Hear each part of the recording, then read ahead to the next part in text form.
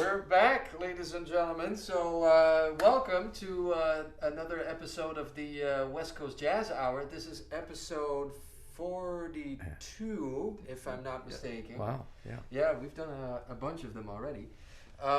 Today we have a very special guest with us.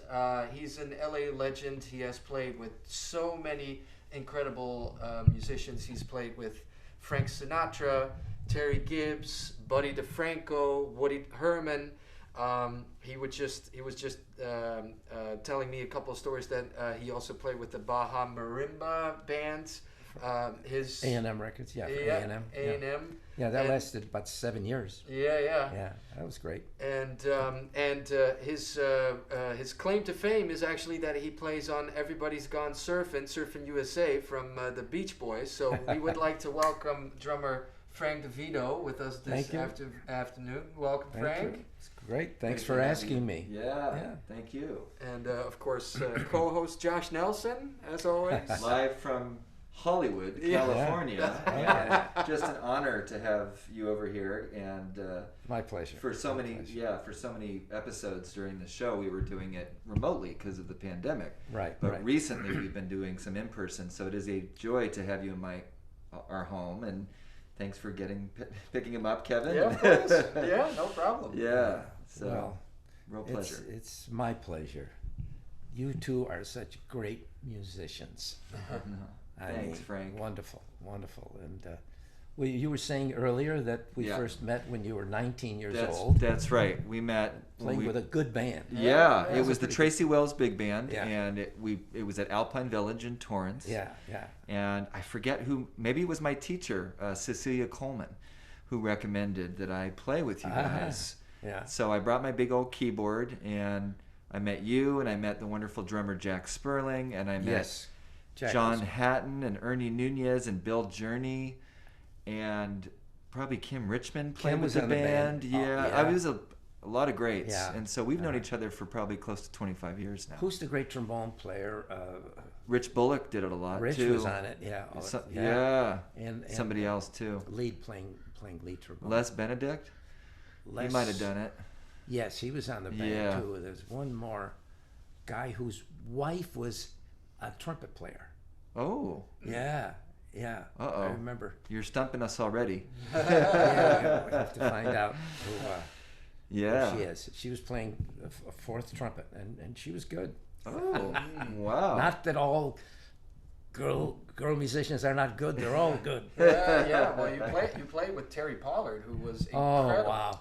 Terry Pollard was a piano player, and she also played vibes. Yeah. And we were together for about 2.5 years with Terry Gibbs Quartet. Mm-hmm. Yes. And we played a lot at Birdland in New York. And then we would go on the road. And the last road trip that I did with Terry, we ended up in California here. And it's an old story. You've heard a lot about people in all walks of life who have never been to California. Yeah. They come from the snow country, from New York, like I was. Yeah. Anyway,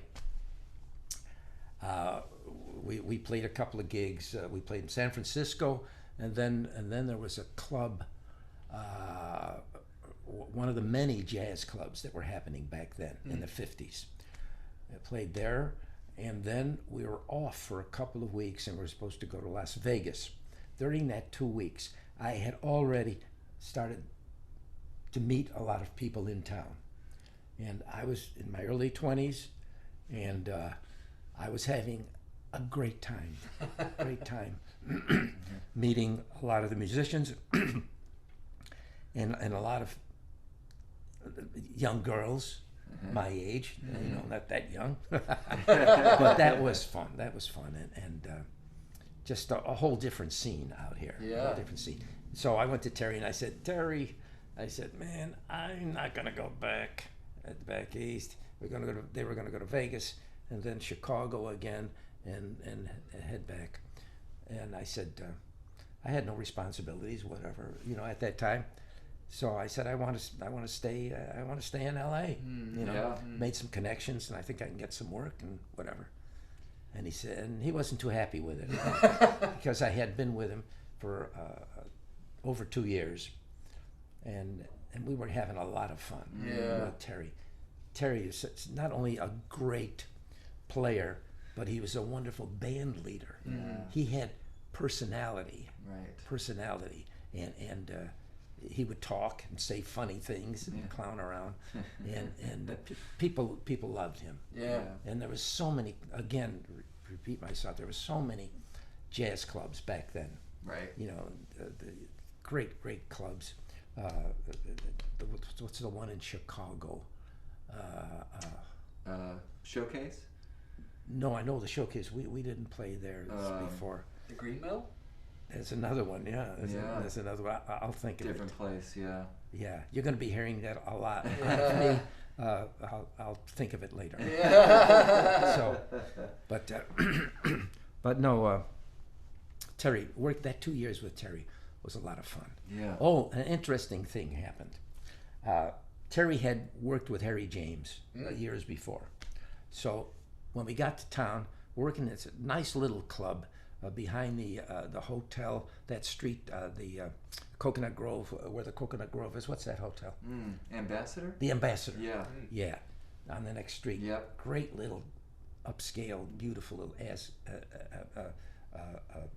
club. Jazz club.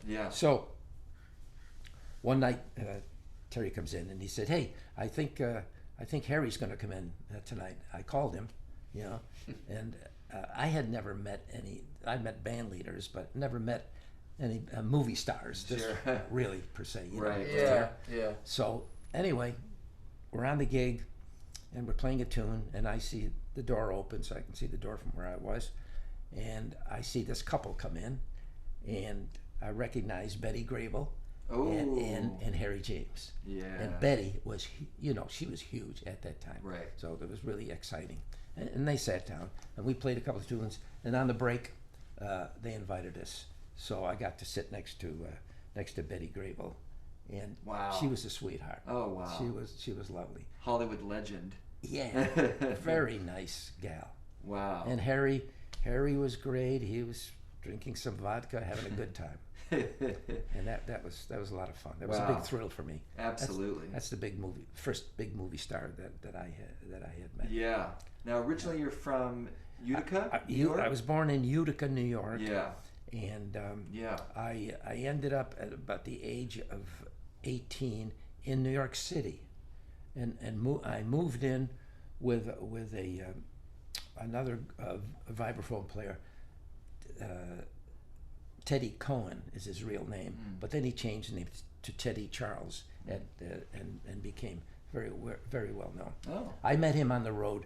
I was playing with one of the what we call territory bands in the Midwest back then. All of these little towns seemed to have a ballroom. This is before TV, and so there was a lot of work for bands back then. And we'd work 4 or 5 nights a week, and live in a boarding house, say in Fairmont, Minnesota, or Des Moines, Iowa, or places like that.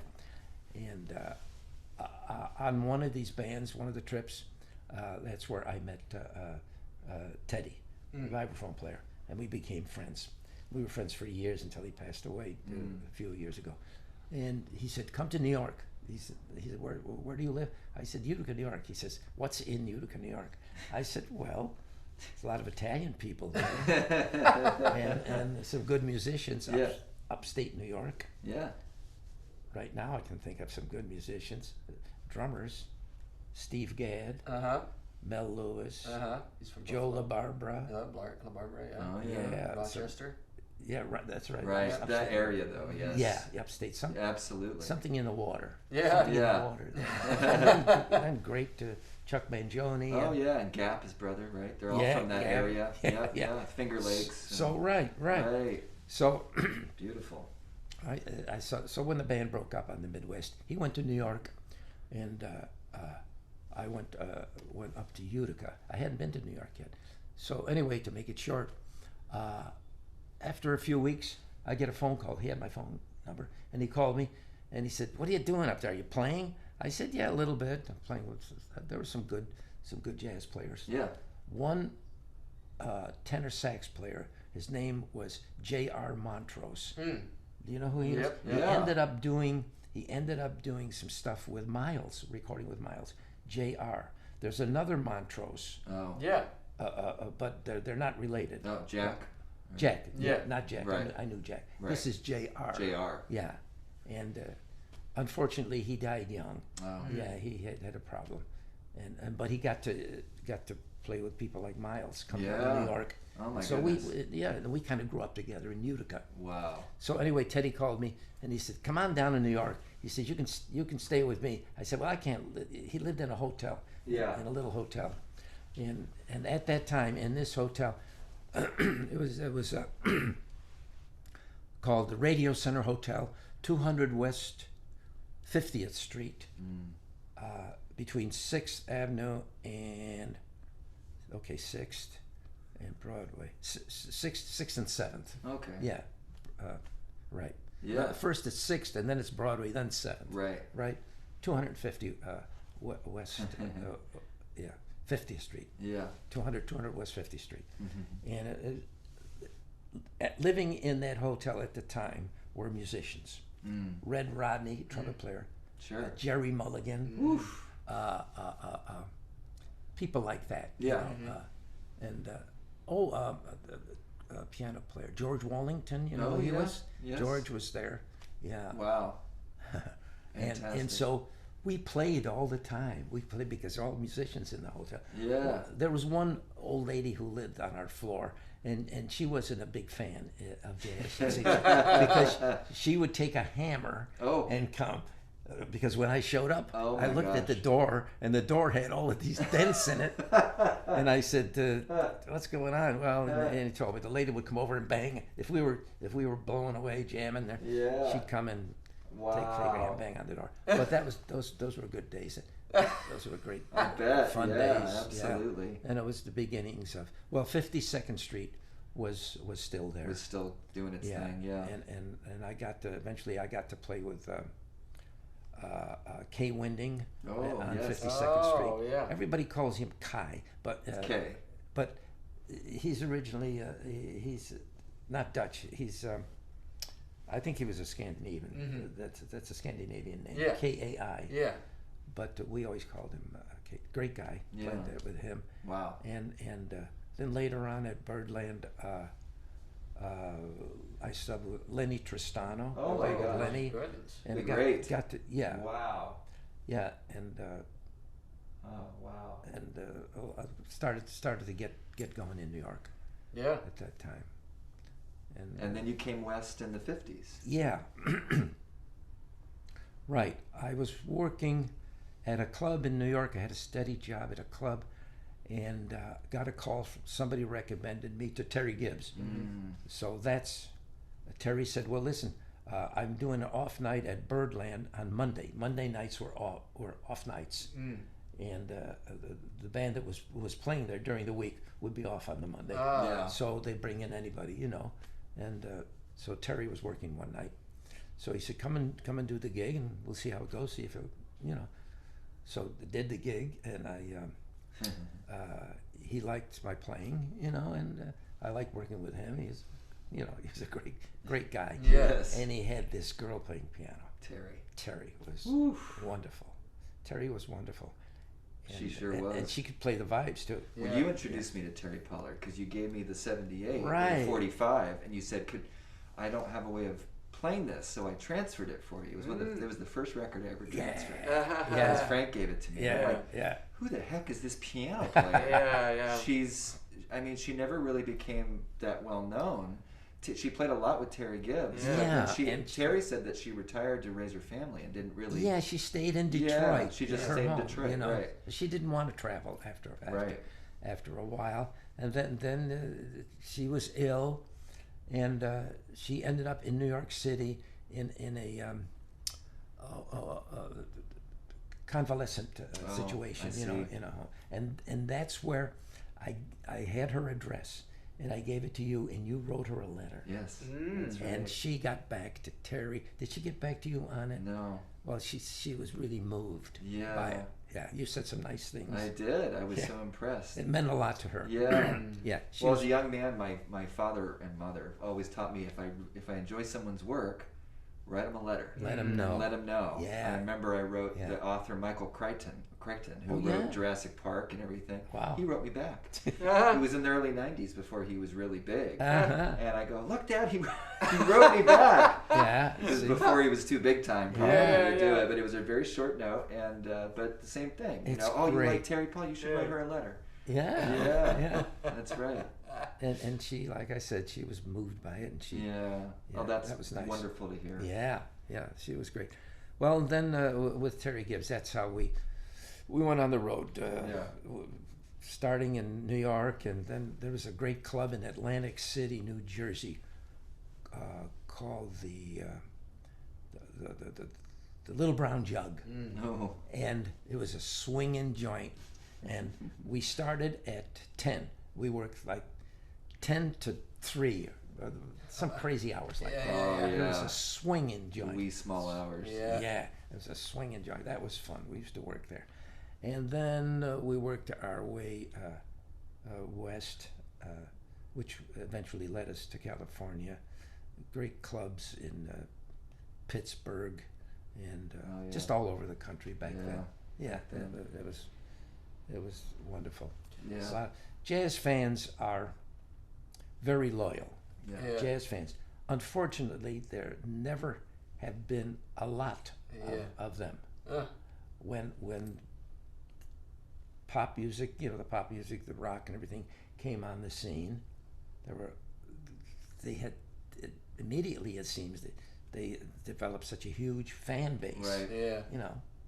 Which is okay. Yeah. But it's unfortunate that that jazz didn't get the same thing happening. But you were around in probably what we call the heyday of jazz when it was the most popularized because the dance bands and when it was really jumping. Oh, sure. So that's we're kind of jealous that we were born too late to see some of that stuff because it was such a vital time in the history of music. And I hear that often from younger people. And I said, well, would you like to trade? Would you like to be 80 years old right now? No. Okay, fair enough. But you look amazing, my friend, for your age. You. You're just incredible. Yeah. Just amazing. Yeah. Clean living. Yeah. Really. I say that as a joke, but it's true. It's true. I never smoked. And when I went to New York the first time, I mean, there was a lot of crazy drug stuff happening. Yeah. A lot of, sure. A lot of people lost their lives early on. Heroin. Yeah. A lot of, junkies, unfortunately. Yeah. A lot of great players died young. Yeah. Well, the history of that, unfortunately. And Charlie Parker said one time, and he was an alcoholic and a drug user. Yeah. But I used to see him all the time around town. Wow. And I got to play with him a few times because we work opposite him at Birdland. And he'd be there with a group. And one week, I'll never forget, the attractions we were there, and Slim Gaillard and the All-Stars,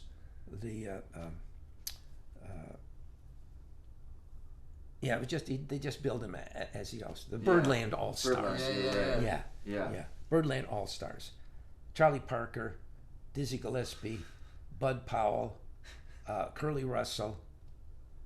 Yeah, and the drummer, Roy Haynes, who was a good friend of mine, and so was Art Blakey.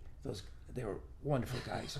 And sometimes, and we'd work opposite the Miles.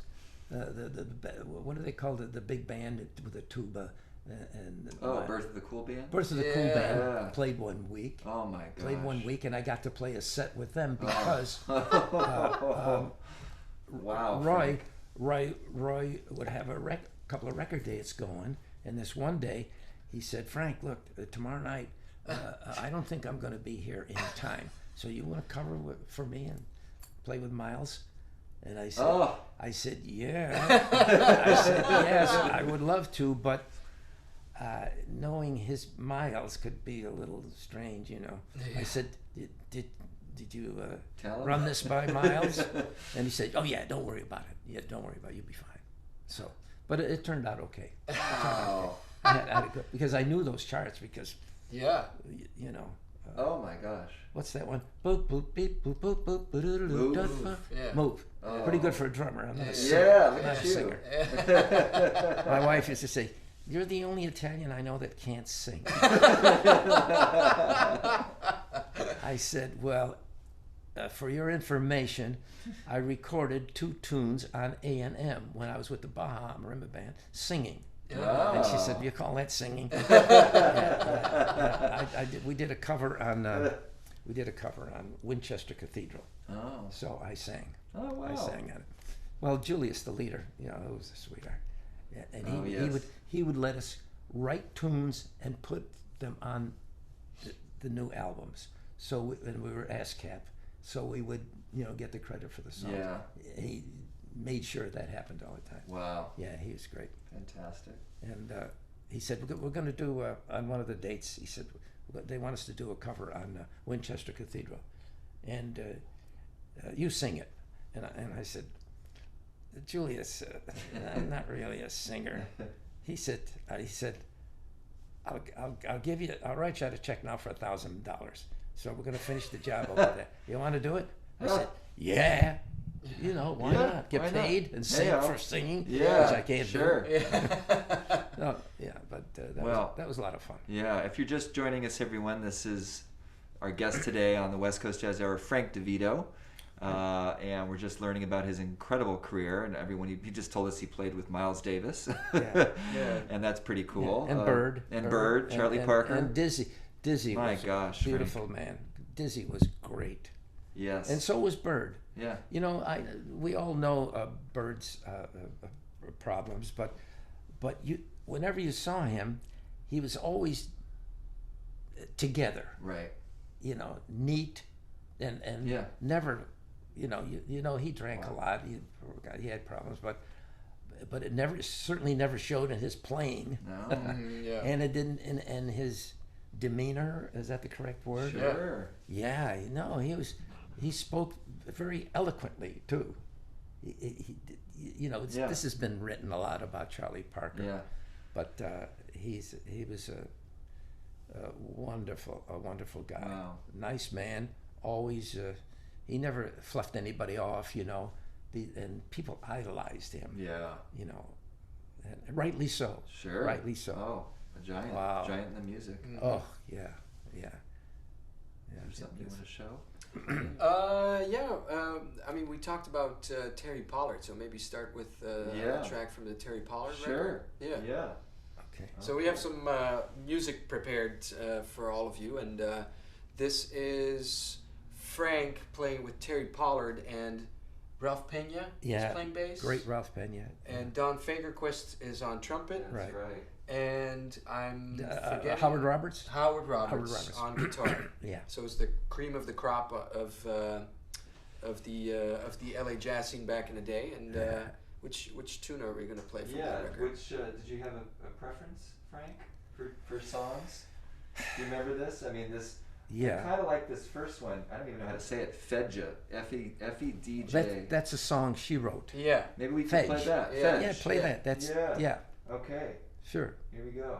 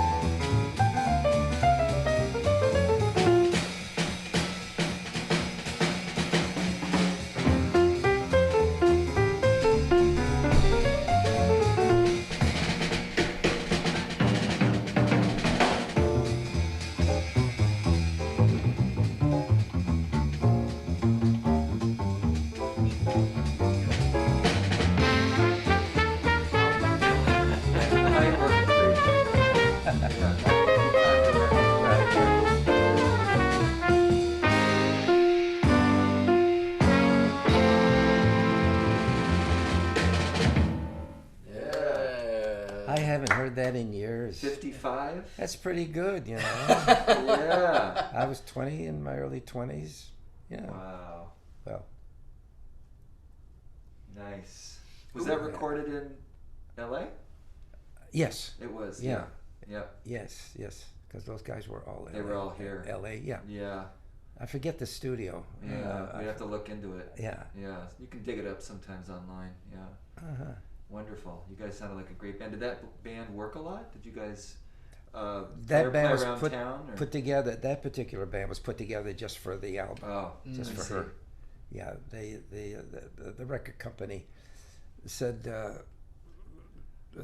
"What would you like? What would you like to do? Kind of would you want to add a couple of players?" And she said, "Yeah, you know, because I think I did an album with her just with a trio." Yeah, that's correct. Yeah, we did something for Leonard Feather in New York.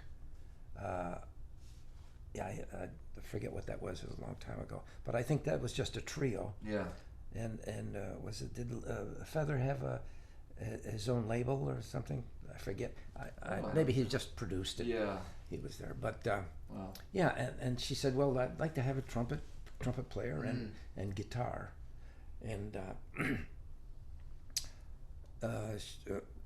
she evidently was talking to some of the local musicians about who was a great jazz trumpet player, and they recommended Fagerquist. Don Fagerquist, and Howard Roberts. When I first started doing record dates, when rock first came on the scene, and there weren't a lot of young guitar players yet who were really capable of coming in, and forget about reading. You know, most of the young guys didn't read. Right. Didn't have to. Sure. I mean, do the Beatles know how to read? hasn't affected their Right. brilliance. Yeah. Their brilliance and whatever. But I remember I'm set up here, and there's three or four guitar players over here. Barney Kessel, Howard Roberts, and somebody equal to that stature, whoever it was. And then gradually you'd see a change. Wow. You'd see a change. And on one date I remember at Gold Star, it might have been a Sonny and Cher date, or maybe this was too early, but it's so long ago. But anyway, it was Barney Kessel, the great Barney Kessel, and Howard, and a young guy with a guitar there, and he was having some problems. He had a couple, Mm-hmm. You know how they. Yeah. And anyway, the whole thing is we're ready. Everybody's ready to go. We're ready to start the tune. Only we have to wait for this young fella while he does this. And his name is he's done all of these great detective shows. Tedesco? No, out of New York, and they're done in New York and here. Oh, I should have come up with a name before I told the story. Everybody knows knows it. Very famous. He didn't have to play the guitar anymore. He just got into writing. Oh, Bob Bain? No, he's younger, much younger. Oh, no. Someone who got he lives in Studio City, Oh. and now he's probably in his 60s. Mike.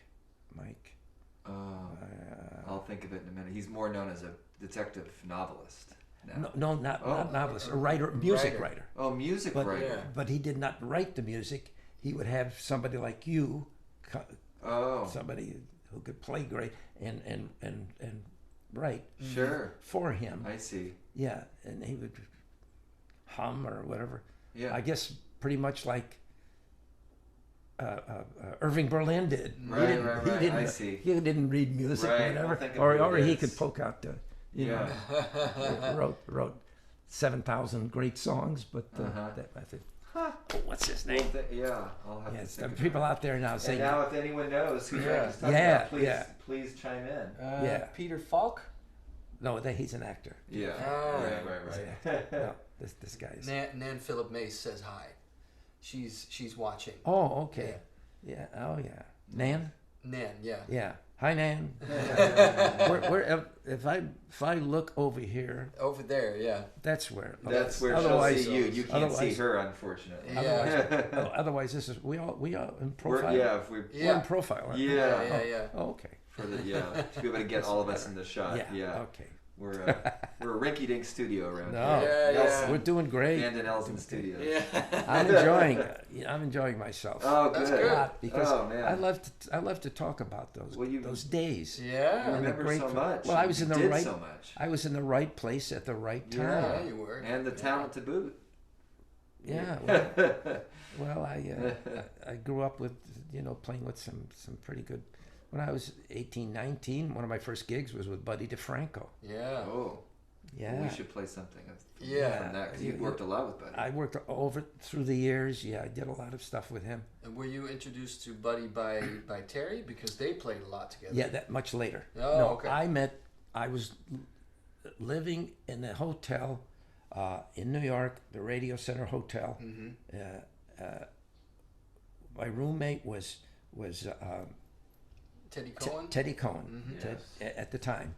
And Buddy was I think Buddy had left Tommy Dorsey's band or some band he was with, and he was putting together a group, and he wanted vibes and bass drums and piano. Yeah. So, and he mentioned to Teddy Cohen, do you need a drummer? He says, yeah, my roommate's a drummer. And he's a good bebop drummer, so recommended me. And so we went down to audition in the afternoon at the Three Deuces on 52nd Street. Three Deuces, famous. Yeah. Oh, and the bass player was Teddy Kotick. Yeah, who played with Bill Evans early on, and a lot of other folks. Bird. He recorded with with Bird. Yeah, I worked a lot with Teddy. He was Teddy a very Kotick. light player, kind of, but wonderful. His time was great. Could swing. Yeah. Teddy, yeah. It's a name that doesn't come up all that often in jazz, but he did it quite a bit.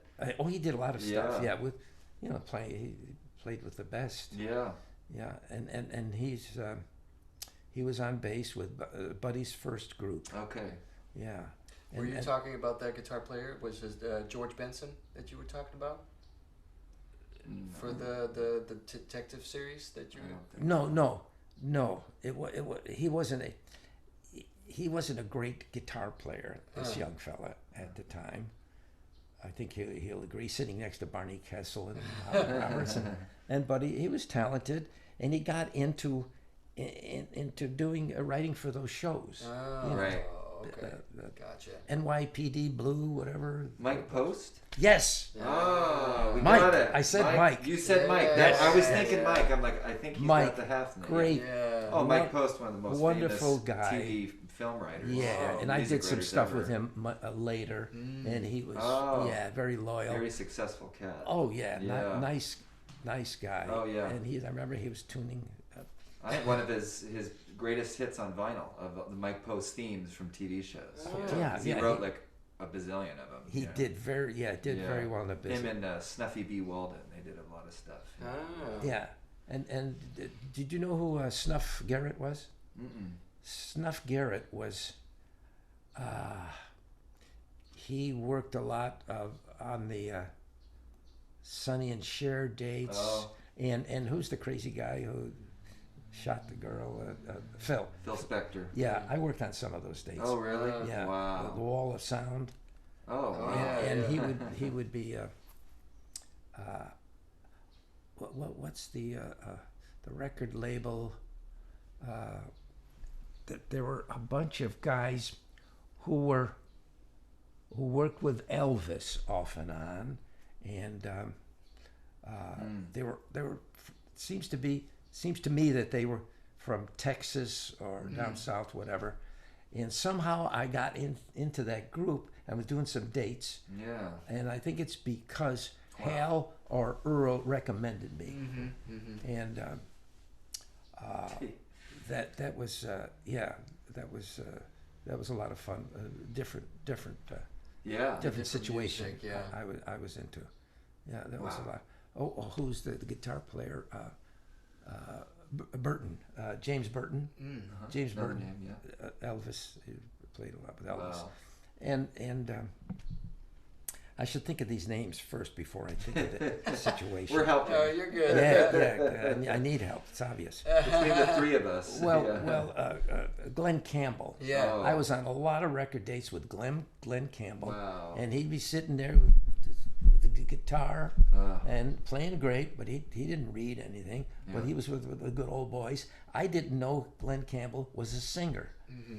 Did a bunch of dates, and then one time during a break, I heard one of the fellas say, "Well, you need some congratulations, Glenn, don't you?"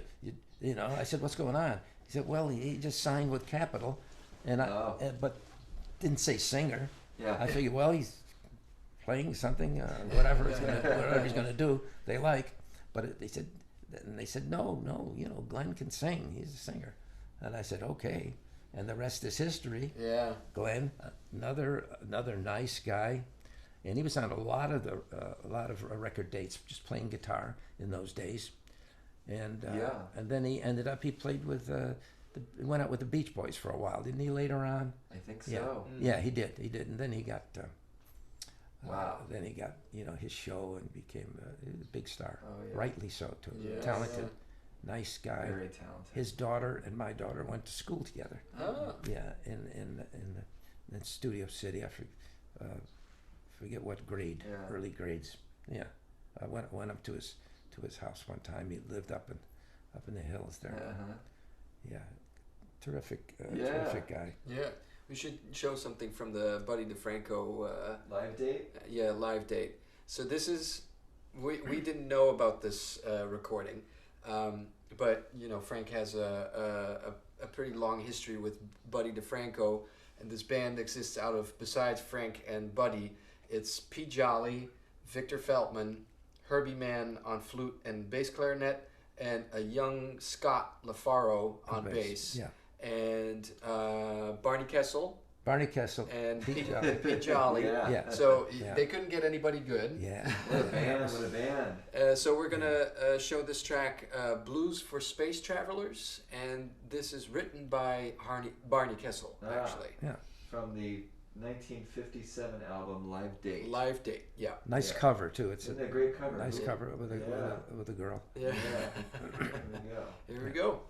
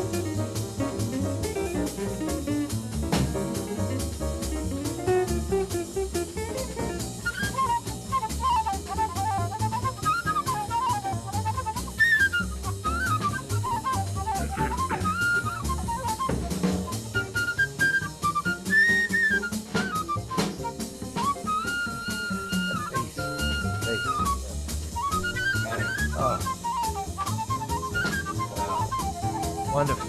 Yeah, a lot.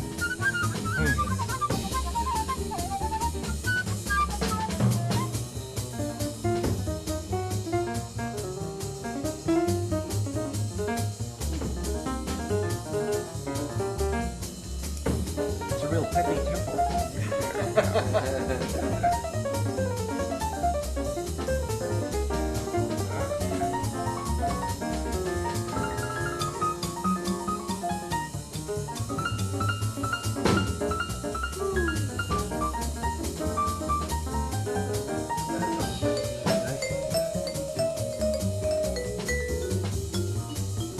Victor Feldman.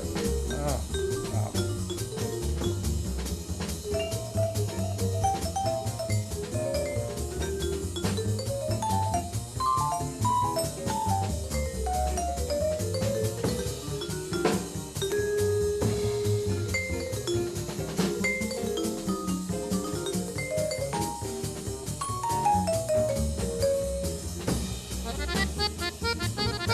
Pete.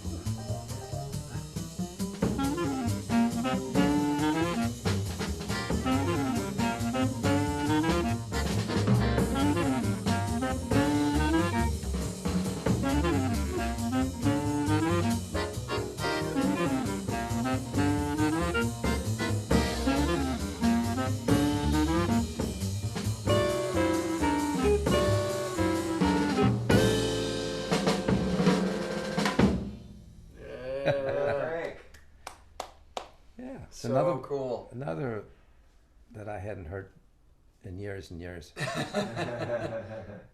And sounds good to me. Yeah. Not because I'm on it, but the wonderful playing with those guys. Yeah. You know, it's just so easy, so Yeah. flowing. And Scotty must have been very young there. Do you have any idea Yeah. how old he was? Because he No, died this is- young in the accident, Yeah, a car he died accident. in what, 61, 2? I mean, right after the Village Vanguard stuff with, Yeah. with Bill. Yeah. So and this is 57. I mean, so he was probably only Early 20s. early Yeah, 20s. something like that. I got a call years Yeah. ago after he passed away from his sister, who was writing a book. Yep. Mm. Yep. And Jade Visions, I think, is the name of it. I don't Came have. I out never. a few she years was, ago. Yeah, well, she was supposed to send me a book, and I don't think I ever received the book. It's very But good. we talked a little bit about Scotty Yeah. and about doing this date and how much Wow. we liked his playing. You know? Yeah. Yeah. Was this a one-off with Scotty? Just this one time that He you did- recorded with him? That I recorded with him. Right. I think this is the only recording, but we did a few gigs with Buddy with a small group around town, Yeah. and that was fun too. Mm. Yeah, Wow. he was, and there's Pete Jolly on the accordion. Yeah. Amazing. I wonder if Vic Feldman jumped in on piano when Pete was playing his I don't remember. Because there's piano and accordion at the same time? Yeah, I was just listening. Oh, sure. Well, maybe Vic jumped in there. Probably Vic. Yeah. Victor Feldman. He was such a brilliant musician, and he had the greatest sense of humor, and he would tell some of the old jokes that he when he was very young, living in England. That he had heard from the old timers there, and he would do the accents and everything, and it was very funny. All those the British humor. Right. Which is so great. Oh, I know. Yeah. I'm a fan. It was me too. Yeah. Me too. Yeah. Did you ever watch that show Faulty Towers? I know, not only did I watch it a lot, but some English woman sent me the collection. The collection. There's not a lot of them. No, there were only 2 seasons. 2 seasons. Yeah. 12 shows. 12. Yeah. So I have love that show. It's like my favorite. Me too. Yeah, I've seen it. Oh man. Me too. Yeah. John Cleese is like just brilliant. Oh yeah. I still I have those. Yeah. I haven't played them in a long time. There's a lot of other great ones, shows of course, but that one. Oh yeah. Stuck out to me. Yeah. No, I'm a big fan of British stuff. Yeah. Yeah, and. Nice. Well, should we get to a little bit more music? Yeah. Or did you have a question? Well, maybe we can also show that Buddy DeFranco orchestra recording. Okay. Because that's pretty special. Is that Broadway Showcase? Yeah. Yeah, that's with a good size band, good size orchestra. Right. Big string section, and great players on that. Lead trumpet player Conrad Gazzo. Yeah. Oh, yeah. Gazzo. Sinatra wouldn't do a date if Gazzo wasn't there. Yeah. He used to kid him all the time. Frank would walk in, we'd all be set up, and Frank would say, "Where's Conrad?" I thought that was such a funny name for an Italian guy. Conrad. Are you ready, Conrad? And Gaz, we call him Gaz, and he got a big kick out of that. Yeah. So this first one, Miss Jones, right? Yeah. Is Russ Garcia conducting?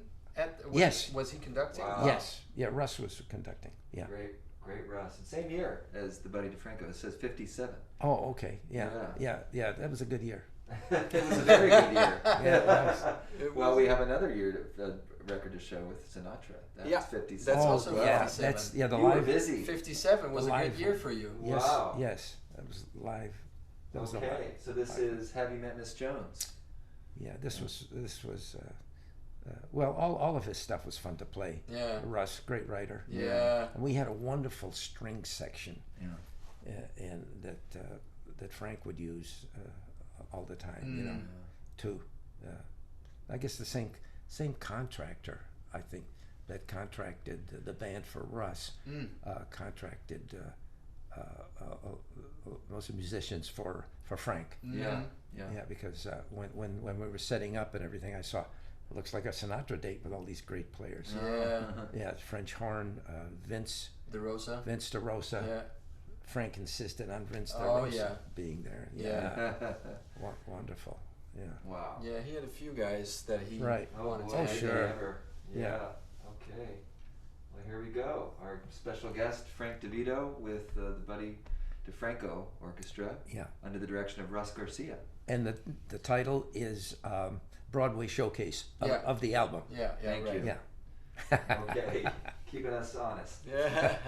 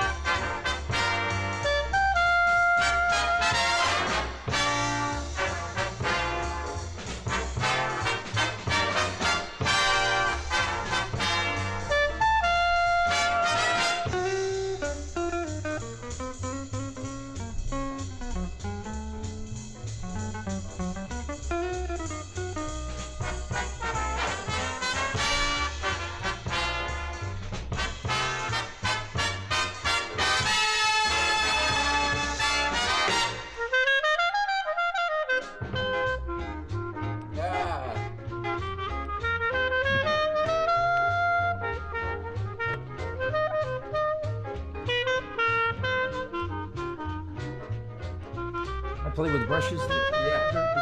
Oh, yeah. Yeah. I switched. Yeah.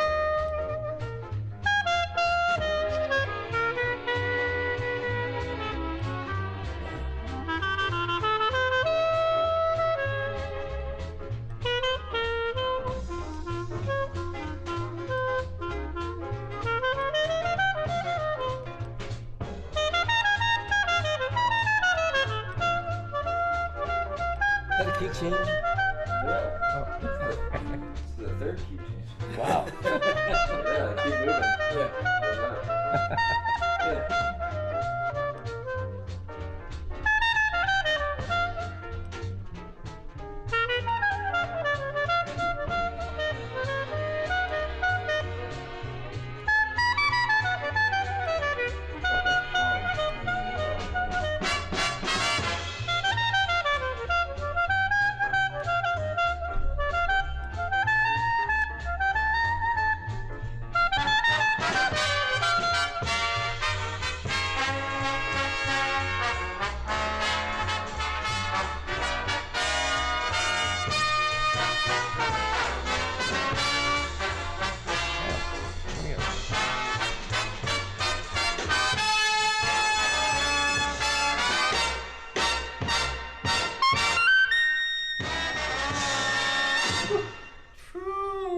Pretty good band. Yeah, Good man. Holy moly. Yeah, with good, Pete good. Jolly, Ralph Pena, Howard Roberts, Uh-huh. Conrad Gazzo, and Don Fagerquist. Oh, Don. That's what's listed. Yeah, The trumpets? Yeah. Yeah, here. Yeah. Uh-huh. Did you hear that record he did that Russ arranged for Oscar Peterson? Same time frame, late 50s. Oh. Swinging brass. Oh, with- yeah. That's Yeah, some of the yeah. figure,s you can hear his Right, style. that's his style. Very Yeah, similar, yeah, you know, right. with Ray Brown and Ed Thigpen, the Yeah. trio, and Oscar's destroying. Yeah. Whoever's in that band is also Yeah, slaying. Was I mean, it done out here? I think Yeah, so. probably a right? lot of the Yeah, same. I Yeah. think you can find it on the Who's on it? on the cover. Who's on it? Yeah. I forgot, but Yeah. Buddy made a recording with Oscar too, Yes. with Nelson Riddle. That's Yeah, right. yeah, yeah. Oh, yeah. That is that album the is Gershwin also- record? That was a Yeah. special. Oh, that a Gershwin album special is thing. so good. Yeah, Yeah. that's unbelievable. It is It's- great. Yeah. But the thing that we just spoke a little bit about the bass drum and how you like make those accents a little fatter with your bass drum. Yeah. And it's so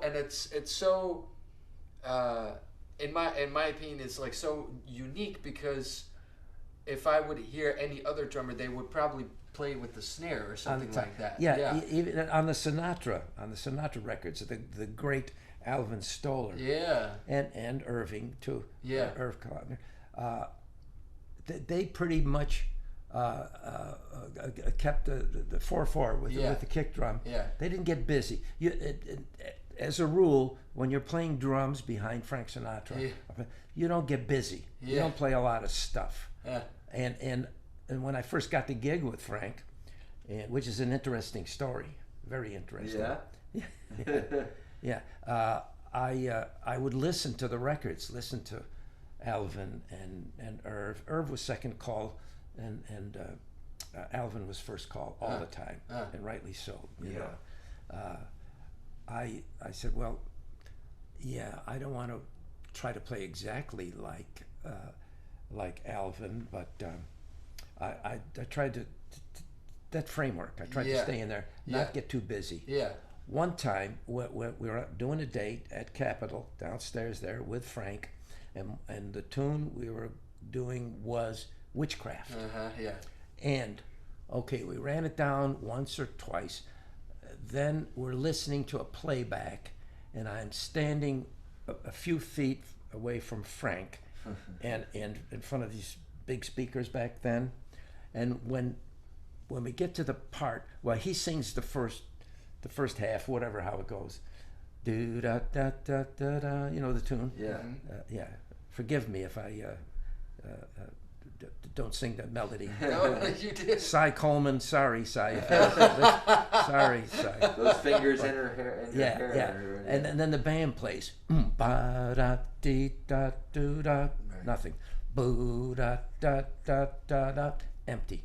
Because I wanted to play it cool, you know. I said, Yeah.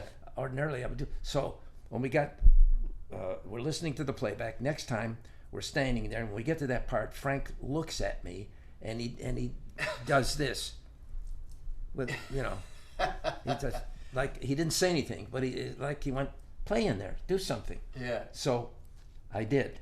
So if you listen to the Capitol recording of Witchcraft, you'll hear drum fills. Now, years later, when he formed Reprise, and he redid a lot of the stuff he did in Capitol. Right. And I think it was Irv that played drums on that one, and he didn't play the drum fills, and I wonder why. I'm sure he heard the record. Yeah. But I think that's on the compilation. I think I was just thinking. Yeah. Yeah. Witchcraft? Yeah. Is the It Capitol? is. It's right here. Yeah. Yeah. Well, I play on that. Should we hear that? Yeah, we should. Yeah. Yeah, Yeah, that's a nice. If you're talking about it. Let's Yeah, listen. yeah. Let's It's a listen. nice record. Yeah. It's a nice. By the way, Frank brought this compilation CD of Tom Rainier's wife, who had transferred these songs. Is that right? Yeah, she did it for me. Yeah. She transferred all Yeah. these vinyl records to one Right. CD. So We we're sat- kind of using that today to Right. share. Yeah. We sat together Yeah. and we played the stuff, and That's so I said, great. well, I'd like this to be on there, and she did a wonderful job. Yeah. Yeah, about 10 years ago. Yeah. Well, this is 58, the very next year. And Witchcraft. 58, yeah, Witchcraft? That's what's noted here. Yeah. Yeah, it's Yeah. 58. Yeah, Wow. And this band. My goodness. yeah, guys, Buddy Collette, yeah. Joe Comfort. Thank you. They were always on the dates. Yeah. Buddy, and Okay. Joe Comfort, yeah. Greatest. Wow, I loved him. Okay, here we go. Oh, sorry. Yeah. Yeah, keep it going.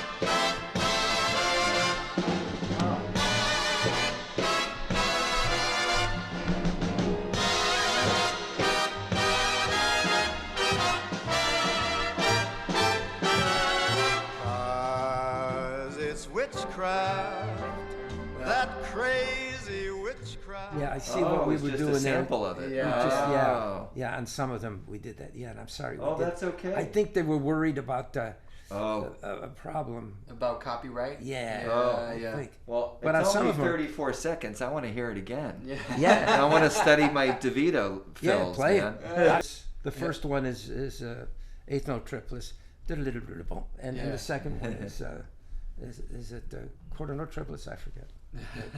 Anyway, it worked. It worked. Yeah. For that, and I you know, the writer of the song we just mentioned it. Cy Coleman. Cy Coleman.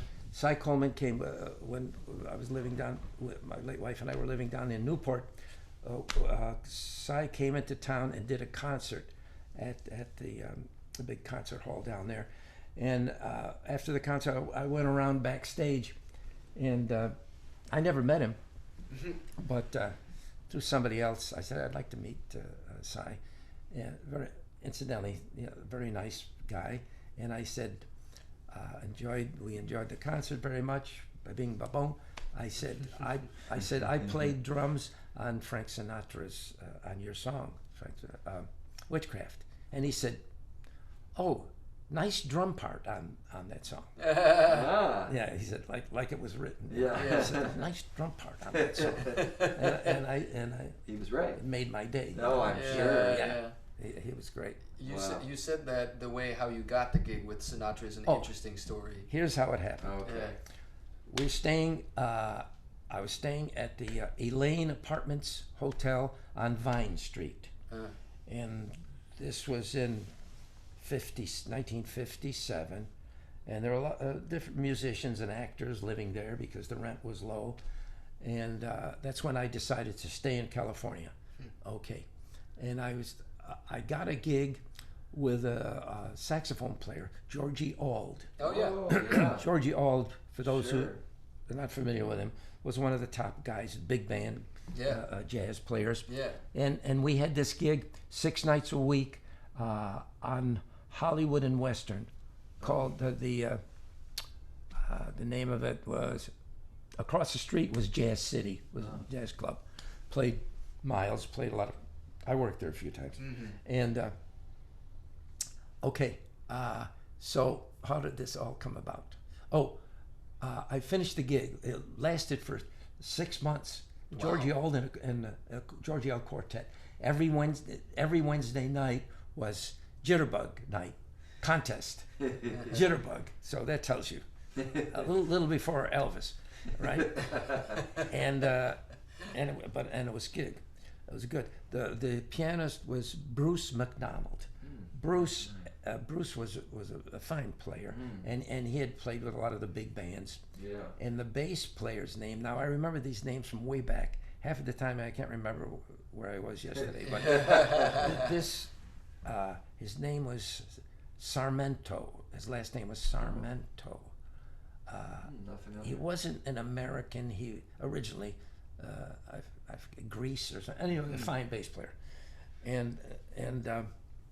Okay, so I'm coming out of the hotel one day on Vine Street, and right next door there used to be a little Italian restaurant, that we would frequent. Yeah. Good. See, you have to remember, I never went to high school. I have a little problem with some words. You're doing just fine. Yeah. Okay, good. Yeah. Anyway, I come out of the hotel, and I sometimes I would look and poke my head into the little restaurant, see if any of the guys were in there, between dates, whatever. And so this one day, I look in and I see Tommy Tedesco. I don't have to explain who Tommy Tedesco is, I guess. But anyway, he's sitting in the corner and he's eating spaghetti and meatballs. And that was his favorite dish, and he always ate spaghetti and meatballs. It was great. And Tommy had a reputation, a great reputation as being one of the top studio guys. He was on hundreds of records. He and Hal Blaine and Carol Kay and all, And I got to know Tommy, fortunately, and I got on a couple of record dates with him. So he knew my playing. Anyway, he said, "What are you doing now?" I said, "I just finished a gig with Georgie Auld there," and I said, "You got anything?" I said, "Well, freelance time, And he said, Sinatra's looking for a drummer." And I went, "Really? Well, gee, I don't know about that, He said, "Here's what you do. Here's a dime. Go over to the phone on the wall. It used to be the phone like this. Here's a dime. I think it was a dime then." And he said, "Call the service. Call Nina." That was one of our answering services we used. Hollywood 23311. I remember that. Yeah. And ask for Bill Miller and tell him I told you to call. Wow. So to make it short, I go out, call it to Hollywood 23311. Call Nina. I said, my name is Frank DeVito. I'm a drummer, and I got Bill Miller on the phone. Yeah, he didn't know me. He might have heard my name. Yeah. But I said, "Yeah, this is Tommy. Tommy Tedesco said you need a drummer for Frank." I'm telling Bill Miller. Yeah. And Bill Miller was a very laid back, quiet guy. And he said, yeah. He said, "Well, Tommy told you to call him?" "Yeah." "Well, what have you? Who have you played with? Give me a little bit of your history." And so I started in New York, Buddy DeFranco and Terry Gibbs, and played in a band with Stan Getz, and people like that. And he sounded, and I said, "I just finished a gig for 6 months with Georgie Auld," and he was familiar with Georgie Auld, and he said, and he didn't say anything, and then he said, "Well, you working next week?" I said, "No." He said, "Well, be at the Sands Hotel Monday at 2:00, and we'll rehearse some stuff." And I didn't ask about money, didn't ask anything. I said, "I'll see you Monday." And that was it. And Monday, I got in my car, 57 Plymouth Belvedere. New at the time. Yeah, it was new. And I got it because it was cheap. And a drummer friend of mine, I was looking for a car because before that I was driving a Porsche, 1500 Porsche. Wow. And it was crazy because I could hardly get my drums in there, but I had to. But then it finally got to be so crazy that I had to get another car. Yeah. So Lloyd Morales, I think was his name. The drummer. Oh, yeah. Yeah, he was a character, great guy, and the car had no air conditioning. I found out after I got the car, and no heater, and that's why I got it cheap, maybe $7. And it was new. They were new. Anyway, drive to Vegas. Okay. And it says on the marquee, Frank Sinatra, which was a thrill.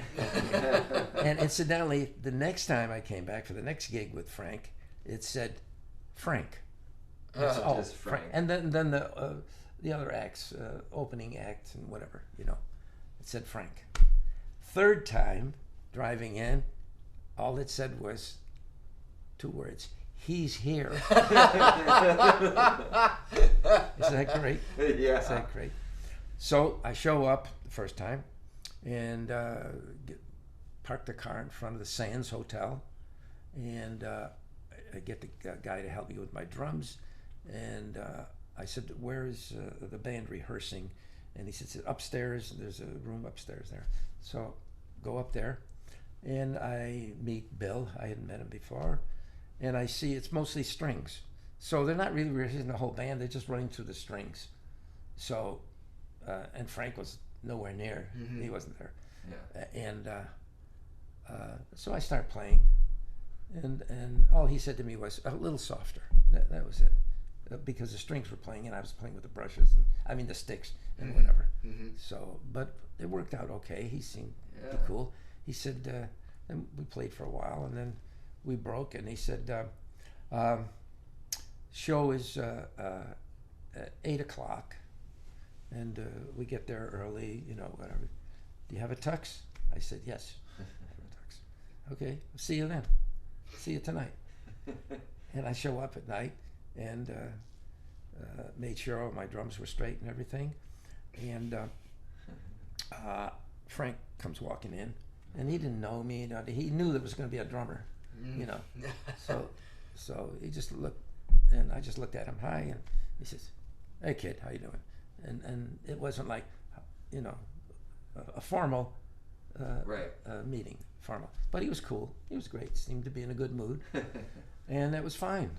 And I knew most of the tunes anyway because the ones he was doing in the act were already out there for quite a while. Solid, Got You Under My Skin. Long Last Love,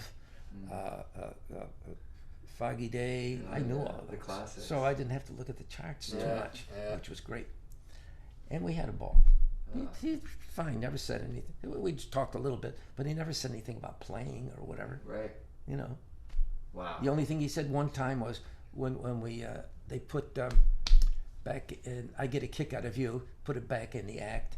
He went with his foot, hit, I get a kick, That was it. Make sure that was you on do the that. record. Yeah, that's all. He said that. And and it was a couple of 2.5 years, and then he started to do more movies, and he was away, and I started to do more record dates. So I didn't go on the road anymore, and I didn't play with him again until the 60s when I subbed for Hal on an album called That's Life. Oh, yeah. That's Life. I played a few tunes on that. And Hal called me. He said, "Look, I'm doing an album with Frank, and I have to leave and go to MGM to do something." And he said, "You come in and finish the date with me, for me." And I said, "Yeah, with Frank." He said, and I said, "Yeah, sure, absolutely, absolutely." Wow. So I went in, and I think it wasn't at Capitol. It was Reprise. It was a Reprise date, and it was at, I think, Western Recorders. Oh, Western. Western, or what was the other one there? United. One of those. Next door, yeah. Yeah. Right. And we did a few tunes, and then Hal showed up. And they weren't. The date was finished anyway. Yeah. So everybody was okay with Yeah. with Wow. what I did. when I got there at the beginning, he was still there. And he said, I played all the loud stuff. And he said, you play the real easy things. I said, oh, whatever. I said, whatever. Yeah. Wow. Thank you for sharing that story of how that came to be. I think maybe we should hear you with Frank. Yeah. We have that ready to go. Well, he was talking about the bass kick, so maybe we should play Lady is a Tramp. No, that was on I Get a Kick Out of You. I Get a Kick? Yeah. I Get a Kick. But and was, bang. Yeah. I think I can find it. Yeah, that should be It's a long track, everybody, so I'm just going to see if I can scroll and find it. It's just sure. Or is it at long? Oh, this is nice, dude. This is nice. Fighting Here we thee. go. Needle drop. My story is much too sad to be told, but practically This is live, everything 57. Yeah, live. leaves Yeah. Where? me totally Seattle. cold. Seattle. The only exception I know is the case. Case? Yeah, let's buy one. When I'm out on a quiet spree, fighting things. You said this is live, right? Yeah. This is Old the album Sinatra 57. Yeah, exactly. And I suddenly turn and see your fabulous face.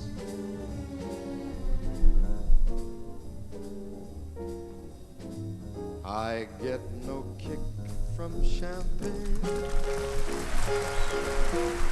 Blue Miller, nice. Mere alcohol Perfect for Frank. doesn't thrill me at all. In a way. So tell me, why should it be true that I get a kick out of you? Some like the perfume from Spain. Oh, yeah. Spain, holy jeez. I'm sure that if I took even one sniff, it would bore me to rip. Thickly too, yet I get a kick out of you. I get a kick every time I see you standing there before me. I get a kick, though it's clear to see you obviously do not adore. I get no kick in a plane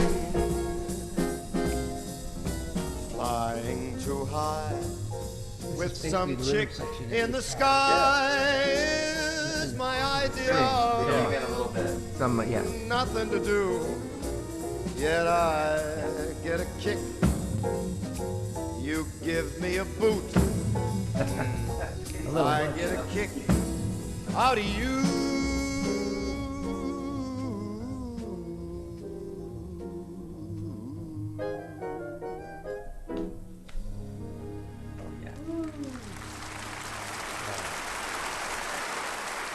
He's up there on the stage all by himself.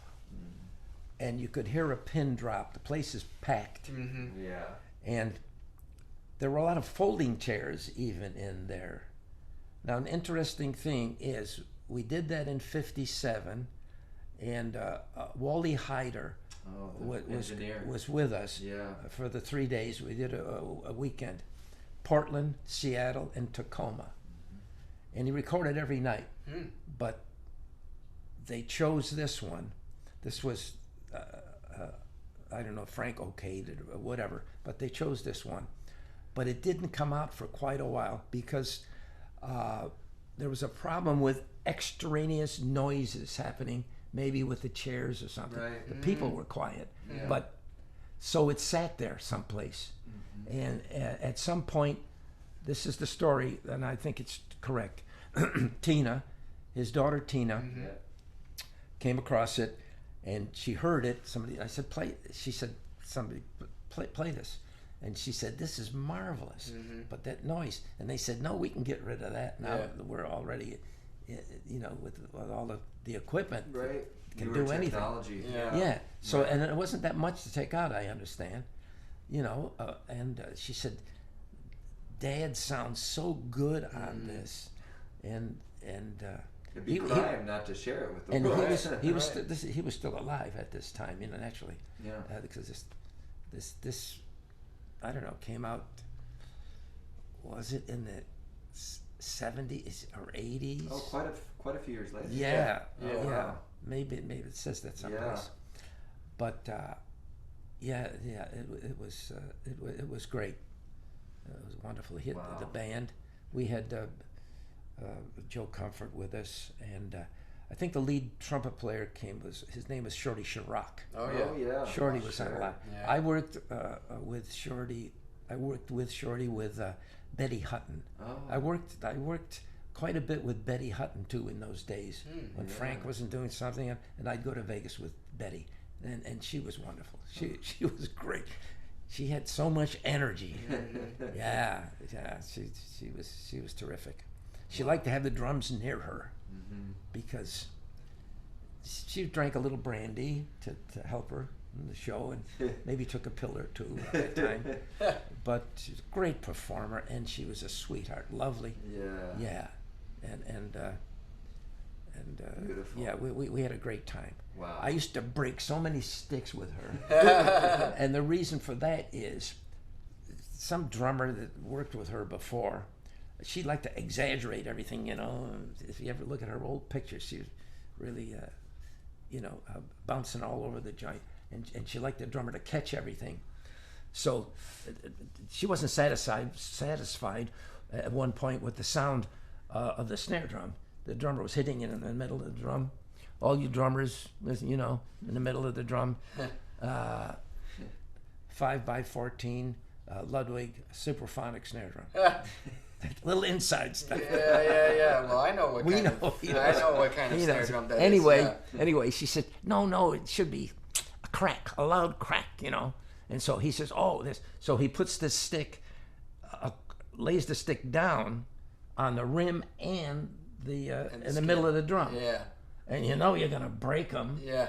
So he hit him, and she got a big when she saw the drumstick flying half of it in the air. She thought that was great. So I didn't come up with that, but I had to play it for her. I had to do the same thing. So I kept getting bigger and bigger drumsticks that wouldn't break. But I didn't want to have the parade drum style drumsticks. You know that the drummers marching in parades. What do you call that? Like the big, thick... big, heavy sticks. Yeah, they weren't conducive to playing that kind of thing. So when we went up to Tahoe one time, and I went into the drum shop, and I said, I need the owner. I went to the owner, Bob Yeager.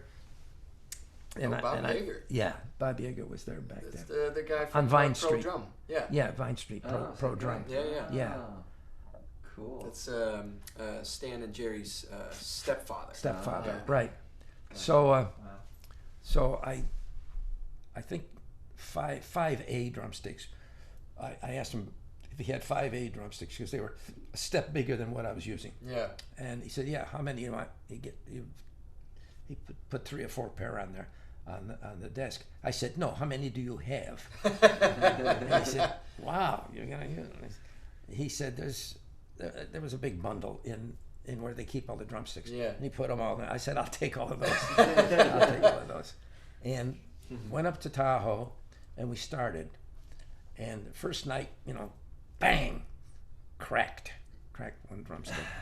So I would break like 3 or 4 sticks during the show. Holy and after, I would make her laugh because after every show, I would go around the back to her dressing room. I'd knock on the door, and I'd take the broken drumsticks and I'd put them on her makeup table, and I would split. Yeah. I love that. Yeah, and I did that. But one time I got in trouble, and I think it was in Tahoe again. I think there's something about the dryness in the air or something had something to do with that too. Yeah. At least that's what Yeager said. But anyway, I ran out of sticks, and I'm in Lake Tahoe. Yeah. And there's one music store down a few miles away that sold harmonicas and banjos and maybe 1 pair of drumsticks, But we had a house drummer. So now one night I'm out of sticks. And I said to him, Art, I think his name is, an old timer, and he used to really be bugged at me because I was breaking all these drumsticks. He had to realize that's my gig. When I get to that thing, I try not to break it, but I got to make her happy. So I said, Art, getting extra sticks? Well, yeah, I've got some good drumsticks here. You're gonna break them? I said, no, I'm not breaking them. And he had some big old drumsticks. So I got on the phone the next morning and I called the drum shop in Hollywood, Bob Yeager, and I said, you got to get some drumsticks up here to me. He said, how many did you bring? Did I give you 20 pair or whatever? You're out of them? And I said, yeah, something about the weather up here. They dry out the wood. I don't know. And he said, the fastest way for me to get drumsticks up to you is I'm going to have somebody go to a Greyhound bus. I said, well, what about flying them? He said, no, by the time you get to the airport and you go through all that, no, the fastest way, he said, I've done this before with guys who broke drum heads, whatever, they need stuff. So that's what he did, and had somebody go to Greyhound bus depot. And so I got him too late in the day, but so I managed to get by until the sticks came the next day. Wow. But that story is probably very boring to anybody. We're enjoying it. All these stories. Well, you guys are in the business. And I'm sure everybody is too. Yeah, well, we have some folks that have been enjoying just your presence Great. tonight. What do they say? Yeah. Well, Dan Schnell's here. You know Dan Schnell, the drummer? Yeah, I know that name. Yeah. He says, beautiful touch, Frank, and I love the thump of that bass drum. Yeah. Oh, thank you. Thank you. I get compliments on that from drummers. That's a long time ago. Yeah. That's a long time ago. Yeah. And not a lot of drummers were catching the accents like that. Right. But you know, I listened to some of the old guys too, as I recall. Most of them were black drummers from New Orleans, basically. That's where the whole thing kind of started, right? Yeah. And I noticed that a lot of those guys used the kick drum a lot. Yeah. I think a master of that, one of the great drummers of all time, Sonny Payne. Yeah. With Basie. Yeah. Oh God, wasn't he brilliant? Yeah. Great guy. Yeah. I love those. And he was flashy too. Yeah. And his father, Sonny Payne's father, was a drummer. Oh. And he used the name Chris Columbus. If you look that up, his father is. And his father was a drummer from that era. Okay. Chick Webb. Oh, yeah. There's another great. You're familiar with Chick Webb. Yeah. Sure. So you're a young guy and you know these names. Yeah. But I talk to a lot of the young drummers. He's an old soul. This one. And you know your stuff. I was listening when we got the idea for this show, or at least some semblance of it. Yeah. When he came over to play a session here one time, and I had Pete Fountain Presents Jack Sperling record on Coral Records. Yeah. I have that, and it's such a great record. Yeah. And he saw it, and he goes, "Oh, he's a West Coast fan. Oh, I see what's going on here." Yeah. So that's when I knew our friendship would last a long time, and that we would connect on the music. Yeah. You can learn a lot about playing with a big band if you listen to some of Jack's records. Jack Sperling, clean, beautiful. When I first came out here, and I started to work a little bit at NBC Burbank, Jack was on staff. Yeah. They had I think 3 drummers were on staff. Jack, Irv Cotler, and somebody else. And then they had other shows happening too, so where they would need another drummer. And I got familiar with the contractor, Al Lappin, and he started to call me. He started to call me on gigs. Yeah. Wow. And that was, you were mixed with all of those guys. Well, I was at the right time. Yeah. The right place. The right time at the right place. That's right. We have another guest, Dan Nimmer. He's a wonderful pianist in New York. Fantastic. He says, "Thank you. I love this. Thank you for the music, Frank." Yeah. So. Oh wow. He's the piano player for the big band of Wynton Marsalis. Oh wow. Yes. That is, I'm honored. Thanks for joining, Dan. Thank you. Yeah. Thank you. Yes. But you were because you mentioned a few names like Alvin Stoller and Jack Sperling, Earl Palmer. and Hal. And they were all. You were all. You were friends with those. Oh sure, with those close guys. friends. Yeah. Yeah. But you're one of those guys. Like, do you have, for example, like some story that you had with that you experienced together with Shelley, somebody like that? Well, I knew Shelley from New York. Oh, okay. Yeah, Shelley would be 101 years old now. Yeah, that's right. He was born in 1920. Yeah, I got to know him in New York, and somebody introduced us at some kind of affair, and I ran into him one time at the Radio City Music Hall. There was downstairs was like a shopping center, whatever, and I for some reason had to go down there and meet somebody, and as I did, I saw Shelley coming my way. And I knew he wasn't working there because the drummer playing in the pit, he was very well known, this guy. And Buddy Rich used to go in there and sit in the back and watch that drummer. He liked him. Yeah, Buddy told me that story. And and I said, Shelley, what are you doing down here? He says, I've got to go pick up my chick. She works here. She was a dancer. Oh yeah. Flip. Yeah. God bless her. Now she's great. Yeah, she's 100 years old now. I bet she is. Yeah, she's 100. Yeah. Well. Yeah. And she was was a sweetheart. a Rockette, right? She was one of those was dancers. it the Rockettes? Yeah. It was the Radio City Music Hall or the Roxy. I think it was Radio City Music Hall. Yeah, I think that's correct. And here's an interesting story. One of the first bands I worked with when I was a kid, I was 16. I read an ad in Billboard magazine. Back in those days, they would advertise for musicians, for these little bands in the Midwest, territory bands. Yeah. So one of them, the band leader was Bob Astor, out of I think Pennsylvania. And anyway, I was 16 years old. I couldn't read, and I couldn't really play with a band. I could play the jazz, but playing with a band is a different. When you're a kid, it's a different style. Yeah. And the leader was a great guy, nice guy, and I worked a couple of nights, and he would offer some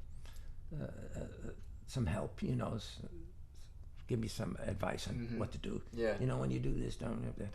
And finally, it was they had to fire me, and because I wasn't experienced, but I was having a ball. It was great. Yeah.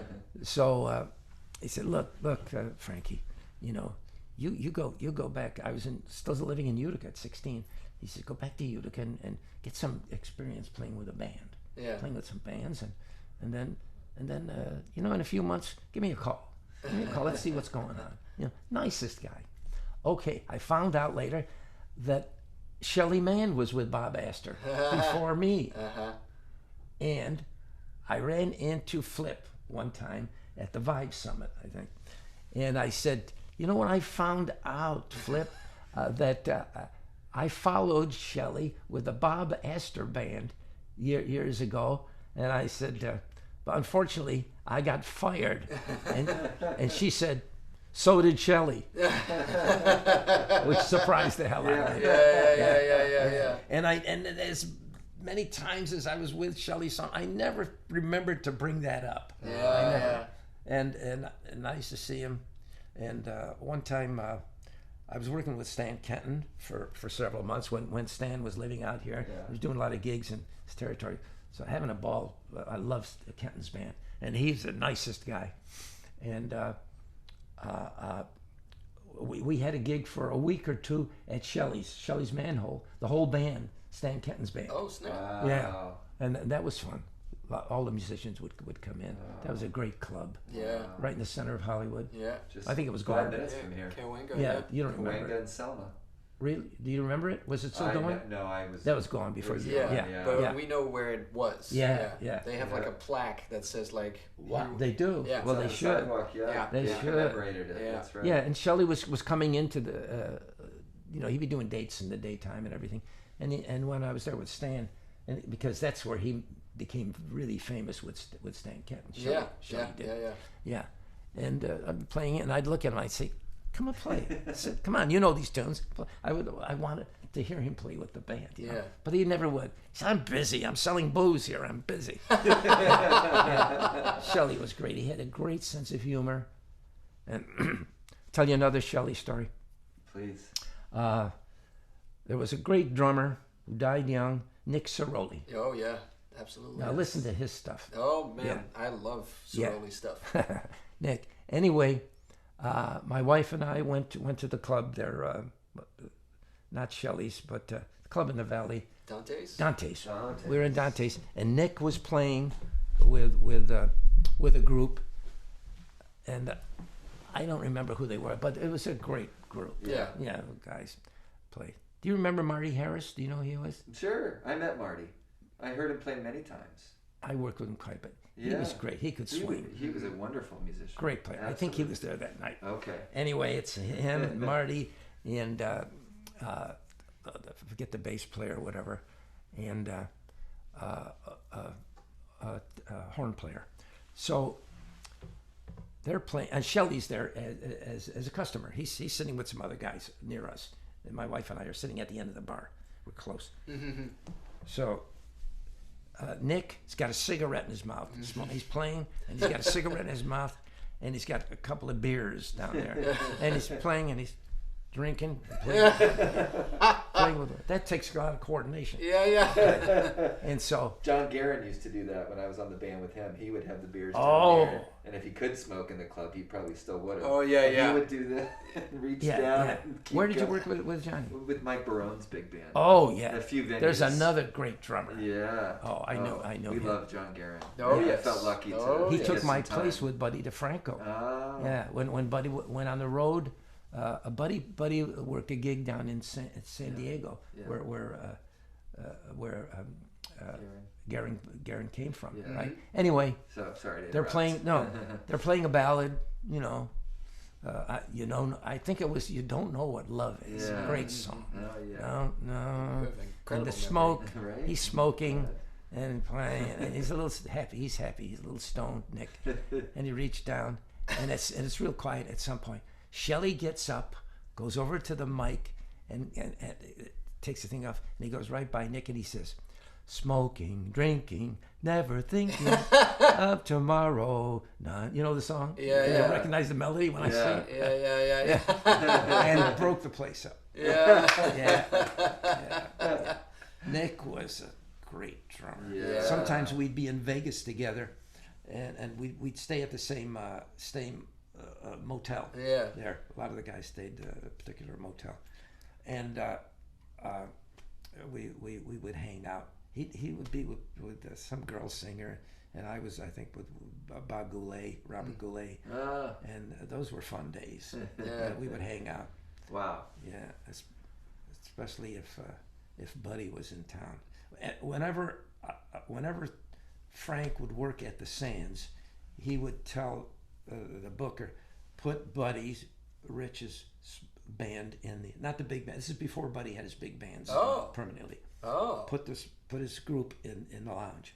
So Buddy, that's how I really got friendly and became tight friends with Buddy for 50 years, because I was working with Frank in the big room a few times a year, and Buddy would be in the lounge. Wow. And he would work the late shift. Yeah. And so drummers would show up. Yeah. And I got, and we became good friends. We'd hang out in the daytime, and he was staying in a nice motel down the street from the Sands, and we became good friends. Well, one night, we're watching Buddy. There's a couple of other drummers there sitting at a table, and he finishes a tune. He goes like this to me, "Come on." And I said, "Oh." I said, "No, it's okay. No, thanks. Come on up." But, he could be. Oh, yeah. Yeah. I said, "Come on up and play." I'm getting a little tired. I said, "You don't sound like it." And so I got up, and he liked to fool around, sometimes. He had a conga drum up there somebody gave him, so he'd fool around on a conga drum a little bit, or he would sing a little. Oh, yeah. And people would say, sing more, But he said, no, the singer's in the big room. Yeah, real singers in there. Yeah.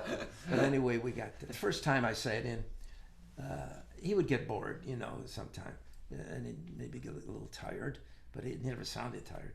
Yeah. But so it became a habit, asking me, and I would be embarrassed because there are other drummers there too, But one time at Disneyland, every year he would play Disneyland, and I think it was a week gig, wasn't it? A week or 2 weeks. I worked with a lot of bands, with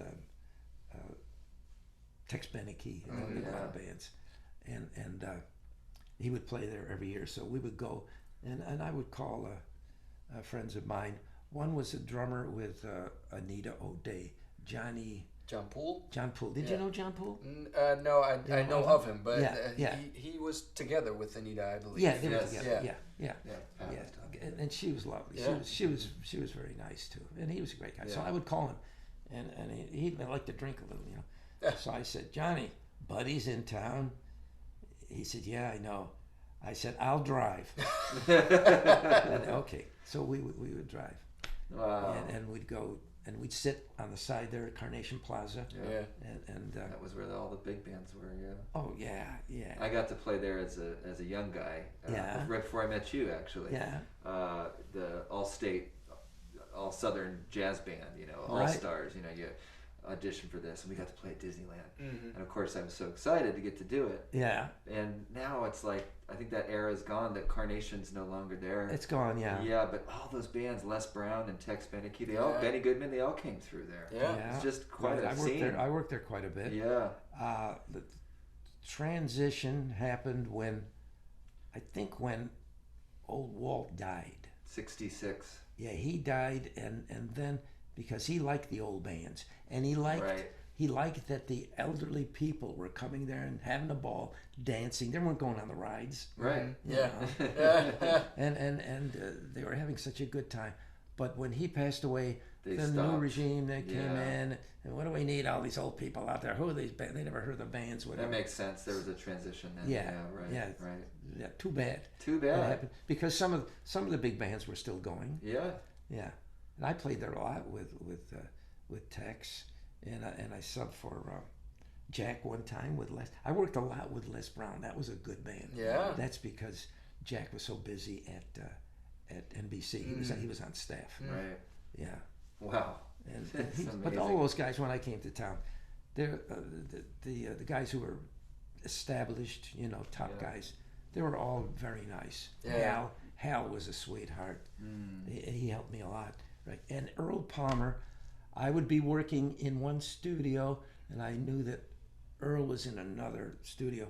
So I always was anxious to go in and hear him play, and those guys, Yeah. So I would go and I'd sit there, and during a break, Earl would see me. He said, "Come here," and I go to him, and he'd take me by the arm to the leader, the conductor, and he said, "This is a friend of mine. He's a good young drummer." Oh. And if how many people would do that? Or the contractor, and he recommended me a lot. Yeah.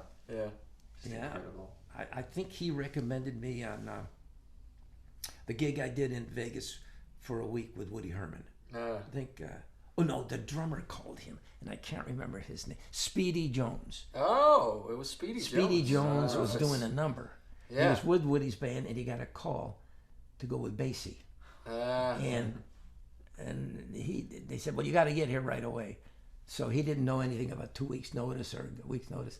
So he figured he'll call L.A. There's a lot of drummers there, and I'll get a drummer and I'll split. It's kind of and that's iffy. That's how it happened. So I get a call one night from Speedy Jones, and I never met him. I heard him. Yeah, Frank. I think he said Earl Palmer recommended you to me, and are you busy starting this Thursday? And I said, what's going on? He says, well, I'm working with Woody Herman's band up here in Vegas. I said, yeah, strange. This is, you know, usually you get a call from the manager Right. Yeah. or the leader. Yeah. Stan used to call me direct, Yeah. which was a big thrill. Yeah. My wife would say, Stan Kenton's on the line. Yeah.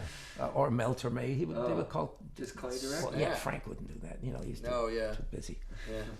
No, but Busy doing amazing. other things, huh? well, My goodness. yeah, but Wow. that was great. Is that recording that you have of Woody Herman at the Tropicana, is that from that run? Yes. Maybe we should Right. play that. Sure. It turned out pretty good. Yeah. Because I knew the tunes pretty much Yeah. from listening to them. You know. This is from a compilation album which is called Woody Herman and His Thundering Herd, live at the Tropicana, Club 15. Yeah. Um, And Mel Torme was the star of the show. Mel Torme also Mel, sings on and this we played a recording. few tunes. Yeah, I hope they're on here. Of Mel, I worked a lot with Mel during those days. Which one, is it Favorite Things that we were listening to earlier? Woody Herman, My Favorite Things. Is it also Woody Herman, Bring Back the Bands, and Four Brothers on here too? The thing that we listened to earlier. A few of my favorite things. Yeah, Favorite Things is a Right. good, fast, nice, That's right. Yeah. swinging thing. Right, with Carl Fontana. Yeah, that's right. Yeah, Right. the great Carl Fontana. Oh, yes. Okay, where's my player? There it is. What track did I say it was? 2. I'm really glad you brought this Yeah, compilation this is record. amazing. Frank. Here we go. So good. Good morning and welcome to the Breakfast Club. So nice to see all your smiling faces. And now to Goody. get our show started, folks, away we go.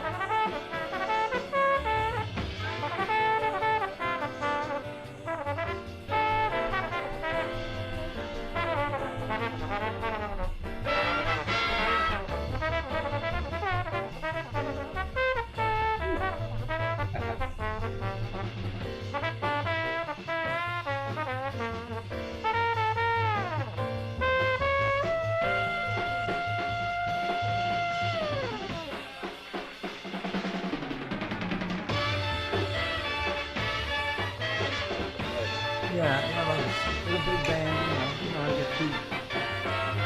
Yeah. At least that was the style. Yeah, right.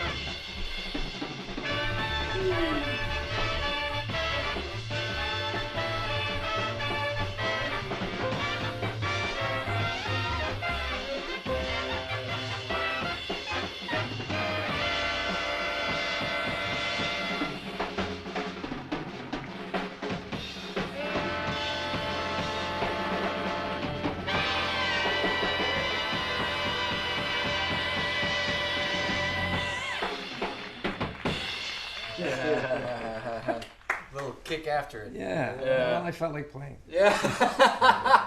Great band. Yeah, that's Wow. amazing, man. Just amazing to just sit here and hear your stories and listen to the music with you. Yeah. You know. Well, I enjoyed it very much. Yeah. Yeah, and enjoyed so, it. And so did we. Yeah, for sure. that band. Carl Fontana, one of the greats of all time. That's right. That was playing, and Sal Nestico. Nestico. Not Sammy. Sal. Yeah, Sal Sal. Nestico, and a good bass player. I've been trying to think of his name. Very fine bass player. Does that say on the description? Does it say? Who else? Oh yeah, probably says there. Sal Nestico, Carl Fontana, Bill Chase is all. Oh, That's Well- all that's listed on this. Yeah. yeah. Well, Bill Chase was something special. Yeah. Yeah. Wow. Yeah. What a player. Yeah. Well, we've been at it for almost 2 hours. That Wow, we've been okay. talking and listening. So And it felt like 5 minutes that's passed. right. Well, That's right. Yeah. Well, I hope the people watching, listening, enjoyed it.